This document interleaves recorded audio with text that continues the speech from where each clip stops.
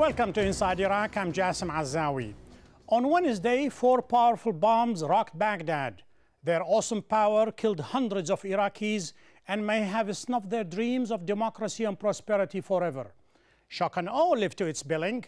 The world is shocked by the horror of the slaughter machine and awed by the impotence of everyone to put an end to the awful nightmare.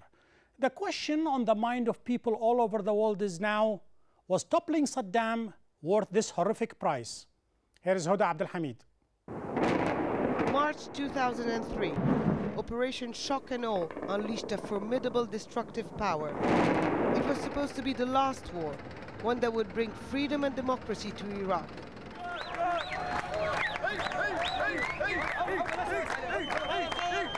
And turn it into a model for the region.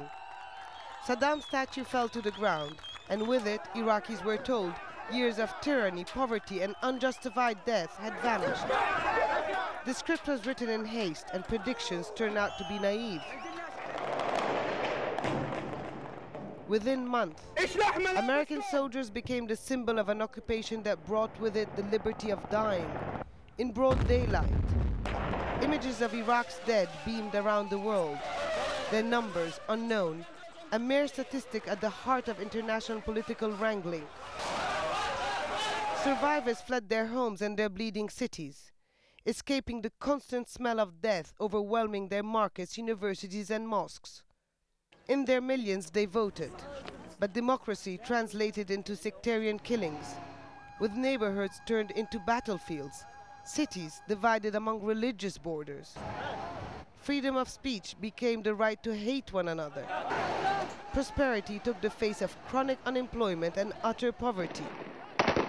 Young Iraqis hoped for education and technology. Instead, they learned all about explosive car bombs and the unbearable grief of losing more friends and family to a senseless fight. Iraqis were told to dream. No one warned them it would be a nightmare with no end in sight.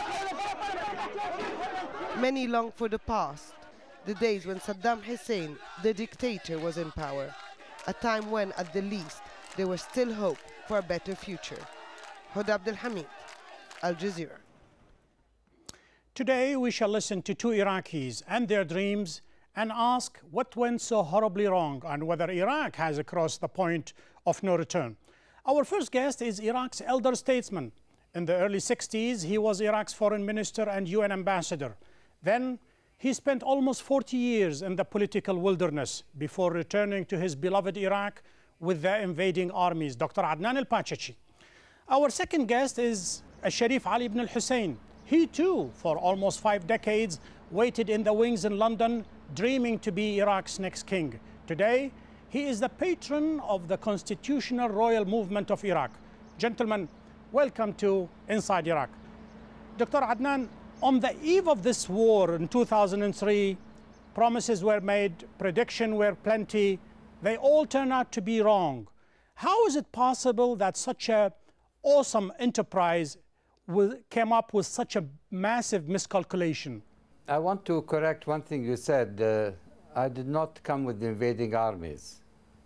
I came after that. The problem is that there was no plan, no coherent plan ready for post-Saddam period in Iraq. And therefore, the thing that happened most unexpectedly was the Security Council of the United Nations adopted a resolution making Iraq an occupied country under the Geneva Conventions and the Hague Convention. The writing was on the wall, Dr. Adnan. Many predicted that winning the war would be the easy part. You know, gaining the peace and securing Baghdad and the post-war will be the awful nightmare for a lot of people. Many scholars, many think tanks warned many people, don't do it. And yet, you know, you saw the images on Wednesday. Unfortunately, you know, there is a misconception that the carnage that's going on in Iraq is because of democracy. No, it is in spite of democracy. I don't accept that the Iraqi people are destined forever to either live under oppressive dictatorships or in total chaos and anarchy. You wouldn't call There's this another way. democracy, Dr. Adnan Al-Pachachi. Many people, they call it nothing more than sectarianism with a facade of democracy and parliament and parties. Do you really call this Baghdad a democracy? It was misused, unfortunately, by some of the religious parties. But the fact remains is that millions of Iraqis voted. The voting, of course, was not free from fraud and intimidation, but on the whole, you can say that it was fairly representative. But unfortunately, the political identity was transformed into a sectarian identity. That being the case, Sharif Ali ibn al-Hussein, this is one the ace in the hole. This is the trump card. Iraqi politicians as well as the coalition forces, they say, well, we brought you democracy. You are somebody who lived in the West. You know what democracy means. You lived it. You practiced it. Surely this is not what you dreamt for your beloved Iraq. Well, definitely. It's not what anyone dreamt for Iraq. And I think even the attempt to establish democracy has been a failure in Iraq. It doesn't really compare to any definition of democracy that I know of. The elections were a sham. MPs are issued with arrest warrants, the ones that disagree with the government. Their homes and their offices are constantly raided by the police. And journalists who disagree with the government are expelled from the country, and entire networks like Jazeera in Arabic is expelled from the country. So what we do have is a multi-party system. What we don't have is a functioning democracy in the modern sense. And this is not surprising, and the situation that we find ourselves in Iraq is not surprising. It was due to certain policy errors, very clear, defined policy errors. I am intrigued by, within the span of 4 minutes of listening to two senior Iraqi politicians and people who are in the know, Dr. Adnan Al-Pachachi, he says we have democracy and we have people voted, and you just called the election a sham. How is it possible that two people look at the same issue and come up with different conclusions, Sharif Ali? Well, I mean, during the elections, for example, I mean, it's the only elections I know of where ballot boxes weren't counted in public.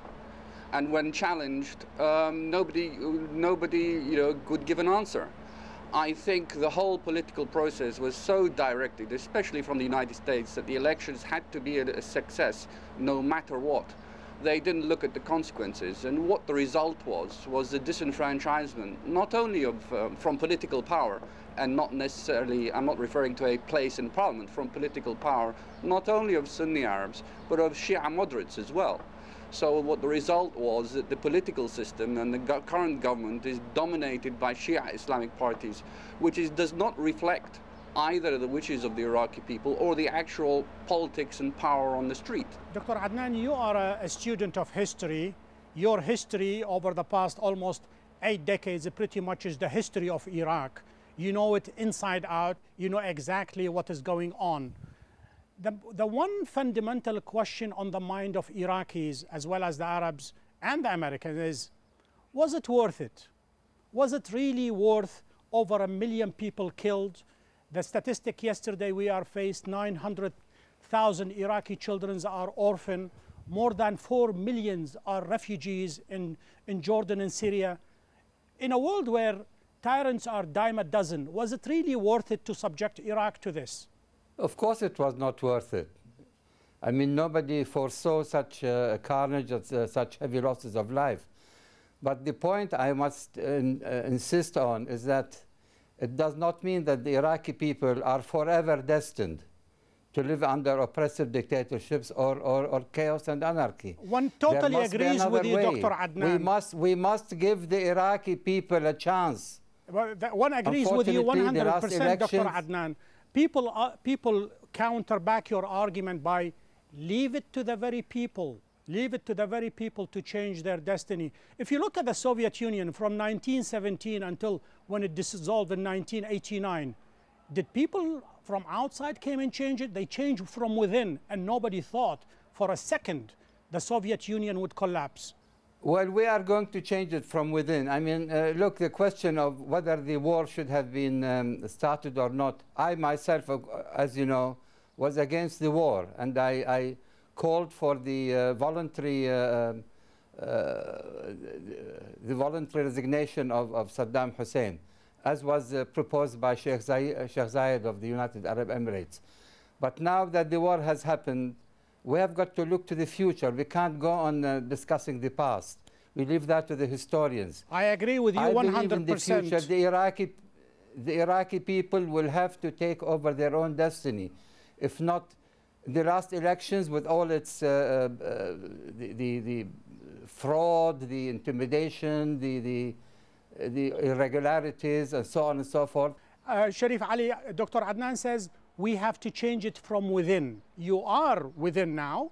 You know, 2003, you came to Iraq after spending many, many years of your best lives in London.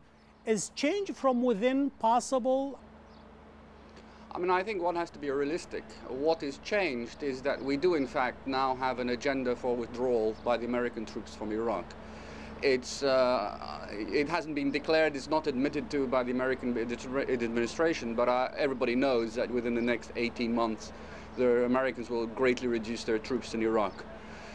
We have that 18-month period to reach an internal solution for the problems that we have. What happens if you don't? I think what will happen if we don't is that there will be a complete collapse of the system in Iraq, and the regional powers will be drawn into a regional war in Iraq. I mean, the consequences will be absolutely disastrous for the entire region if we don't find a political solution for Iraq's problems. Because the very fabric of Iraqi society has been torn apart. Now you're looking at armed militias, you're looking at sectarian institutionalized, you're looking at people without hope.